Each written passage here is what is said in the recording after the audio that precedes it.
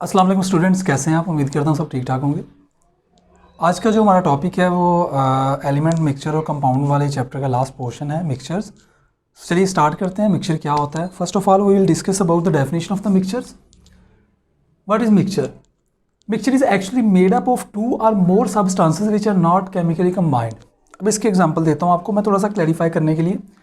Suppose कर लें कि आपके पास कोई जूस है, या ऐसा कर लें आपके पास वाटर है। अब वाटर के अंदर आप रूह अफ़ज़ा अक्सर जो है ड्रिंक है वो डाल के मिक्स करके पीते हैं।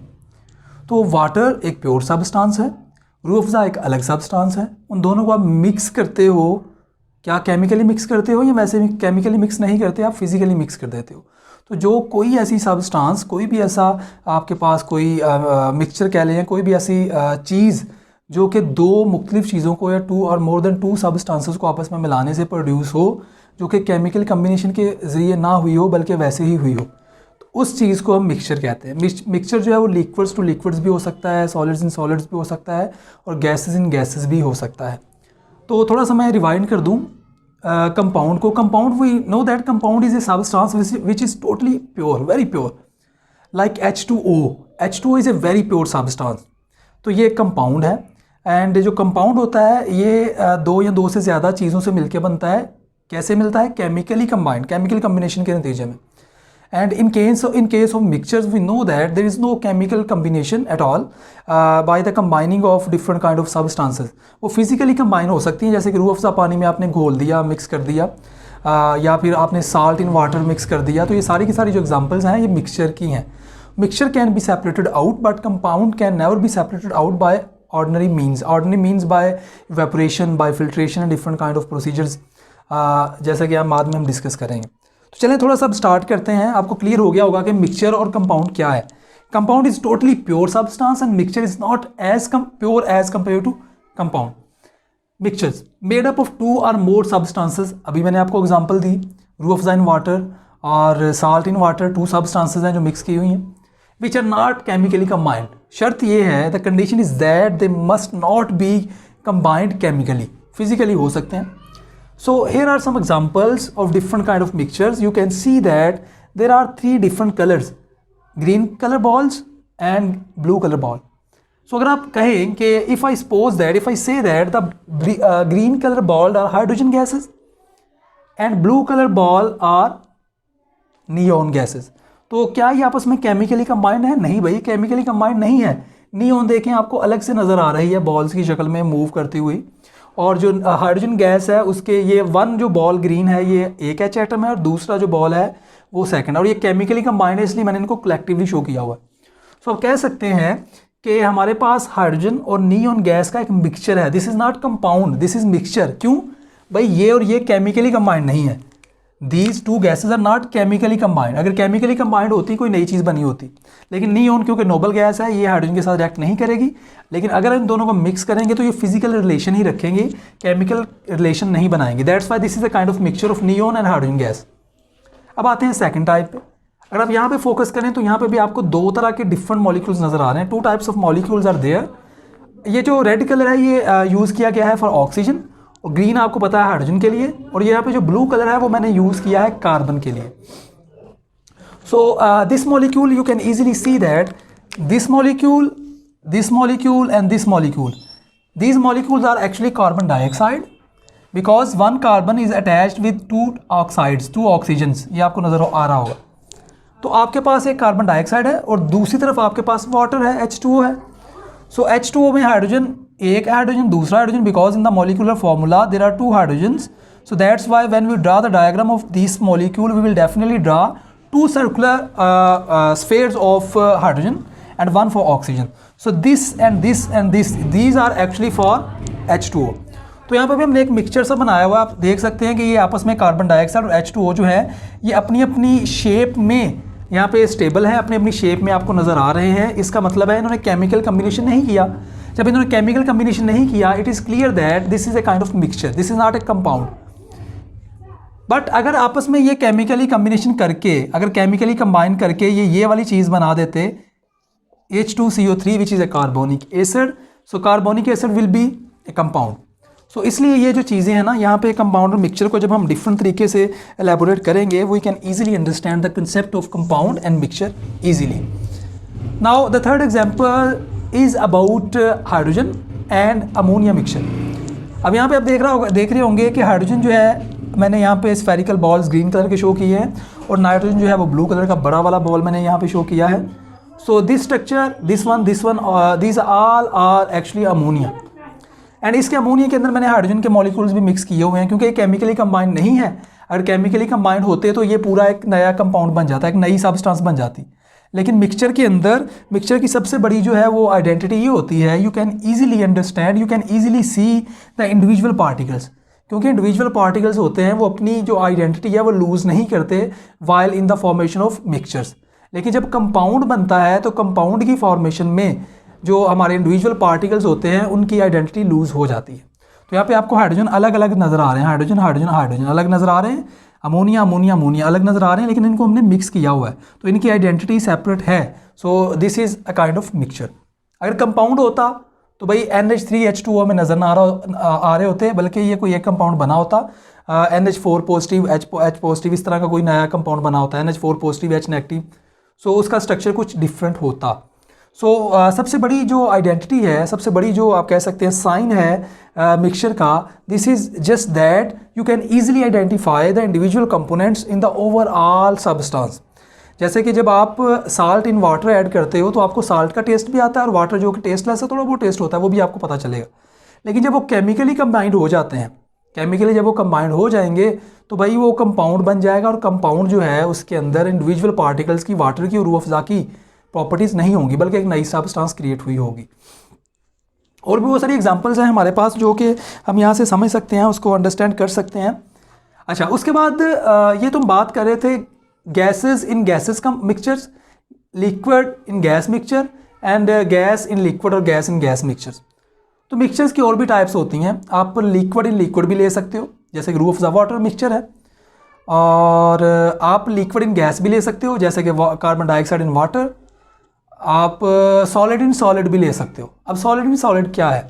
आपने कभी स्टील देखा हो? स्टील जैसा कि जैसे कि मैंने क्लिपर लगाई, स्टील का है. आपके जो किचन के अंदर जो जितने भी ये सामान होता है ये किचन का, वो भी काफ़ी ज़्यादा, ये नाइफ वगैरह इस तरह की चीज़ें, फोक्स वगैरह, ये सारे के सारे स्टेनलेस स्टील होते हैं. तो जो स्टेनलेस स्टील है ये आयरन नहीं है, स्टेनलेस स्टील जो है ये कार्बन भी नहीं है, स्टेनलेस स्टील जो है कॉपर भी नहीं है, मैग्नीशियम भी नहीं है. तो ये क्या है? हम डिफरेंट मेटल्स को आपस में या नॉन मेटल्स को मिक्स करके एक नई सब्सटेंस बनाते हैं, विच इज़ कॉल्ड स्टील.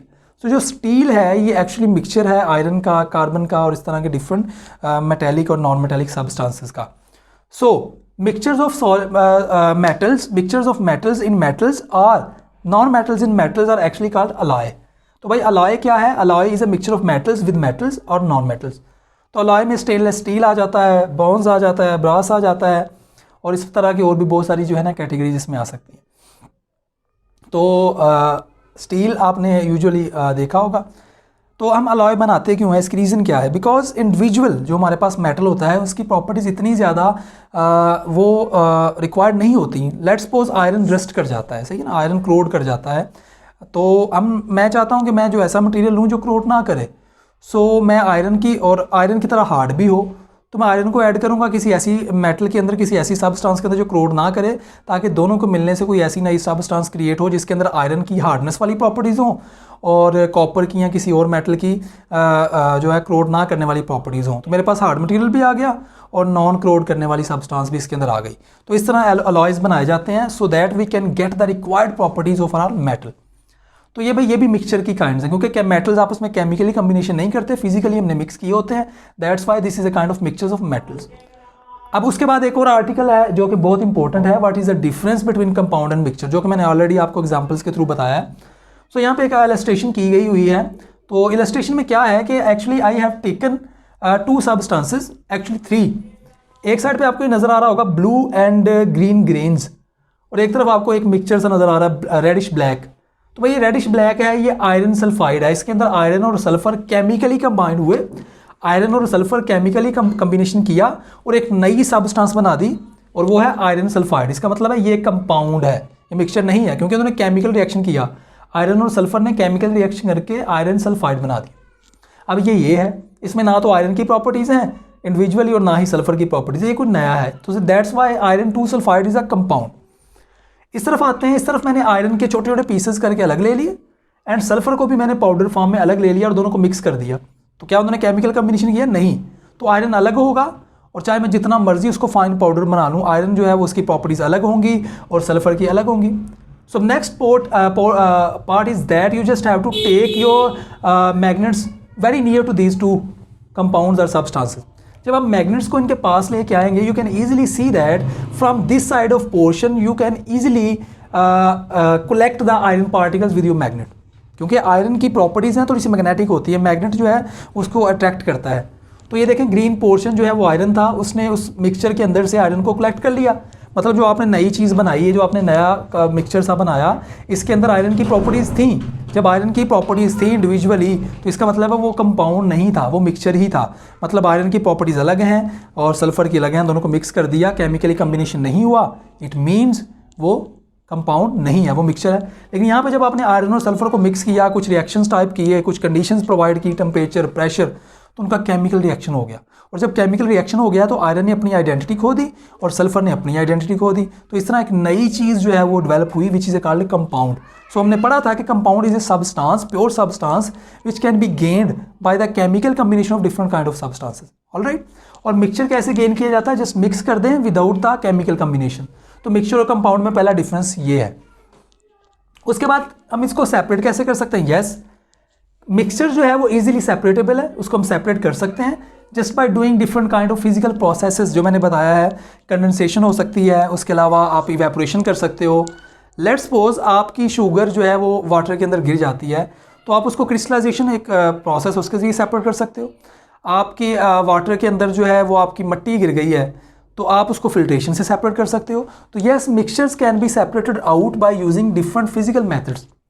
लेकिन जो हमारे पास कंपाउंड्स हैं, कंपाउंड्स को हम फिजिकल मेथड से सेपरेट नहीं कर सकते, हमें केमिकल प्रोसीजर्स करने पड़ते हैं, हमें इलेक्ट्रोलिसिस करना पड़ता है, हमें और भी इस तरह के बहुत सारे प्रोसीजर्स करने पड़ते हैं which are not physically authenticated. तो इस तरह आप उसको ले सकते हैं।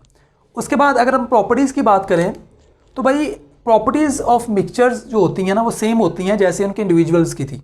इंडिविजुअल्स यहाँ पे आयरन और सल्फर है, मैंने आयरन और सल्फर का मिक्सचर लिया था, तो इसके अंदर आयरन की प्रॉपर्टीज़ भी होंगी और सल्फर की भी होंगी। तो इसका मतलब ये है properties are same as components. तो जैसे प्रॉपर्टीज़ कंपोनेंट्स की थी, आयरन और सल्फर की थी, वैसे ही इसकी ओवरऑल होगी।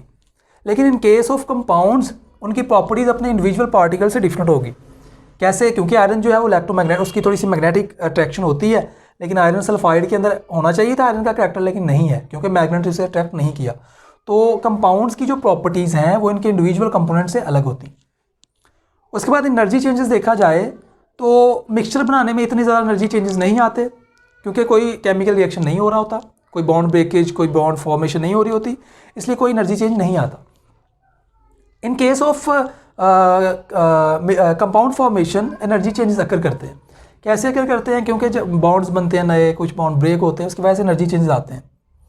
उसके बाद कंपोजिशन की बात की जाए तो मिक्सचर जो है वो हम किसी भी कंपोजिशन से बना सकते हैं। आयरन ज़्यादा ले लें, सल्फ़र कम ले लें, सल्फ़र ज़्यादा ले लें, आयरन कम ले लें, कोई और मिक्सचर बना रहा हूँ वाटर के अंदर साल्ट कम ज़्यादा, तो कोई खास प्रोपोर्शन नहीं रिक्वायर्ड होती। But in case of compounds we must have to focus on the concentration as well as proper ratio और प्रोपोर्शन। तो फिक्स प्रोपोर्शन होनी चाहिए। फॉर एग्जाम्पल H2O के अंदर आपको 2H एटम्स ही लेने पड़ेंगे फॉर ईच 1 ऑक्सीजन एटम। अगर आप 3 लेंगे तो वो H2O नहीं बनेगा। तो इस तरह कंपाउंड बनाने के लिए प्रॉपर और फिक्स प्रोपोर्शन हमें चाहिए होती है। उसके अलावा यहाँ पे कुछ असाइनमेंट्स हैं जो आप बता सकते हैं।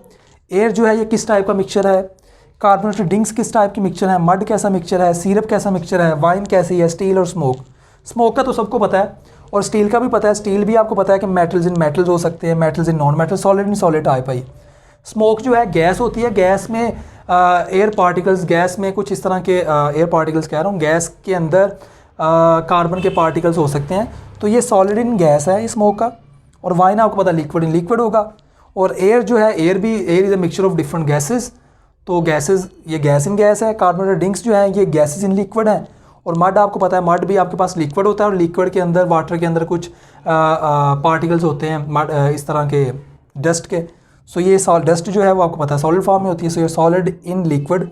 और सिरप भी जो है ये भी आप बताएंगे कैसा होता है। So this is all about the mixture portion of the chapter. हमने एलिमेंट्स किए थे, एलिमेंट्स की कंपोजिशन पढ़ी थी, एलिमेंट्स का हमने मॉलिक्यूलर फॉर्मूला, स्ट्रक्चर फार्मूला देखा था, एलिमेंट्स के सिंबल्स पढ़े थे, उसके बाद हमने कंपाउंड्स को डिस्कस किया था डिटेल से, फिर हम आज हमने मिक्सचर्स को डिस्कस किया है और मिक्सचर्स और कंपाउंड्स के अंदर डिफरेंस को किया। आई होप आपको ये लेक्चर पसंद आया होगा। So thanks for watching. अल्लाह हाफिज़।